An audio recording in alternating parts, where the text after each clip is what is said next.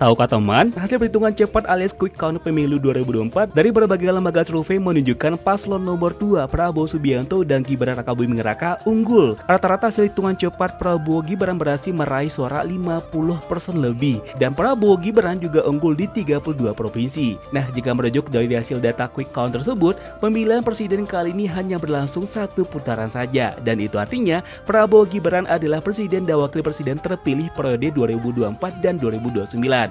Dan data terakhir yang kita peroleh dari hasil quick count yang kita peroleh dari Litbang Kompas, Prabowo unggul dengan perolehan suara mencapai 58,71%, diikuti dengan Anies dengan perolehan suara 25,28% dan terakhir Ganjar 16,01%. Dengan total hitungan suara sudah mencapai 80% lebih. Namun ternyata ini teman, Anies Mohaimin menang telak di Sumatera Barat. Dari hasil hitungan cepat yang kita peroleh dari kawalpemilu.org, mantan gubernur DKI ini berhasil meraih suara 60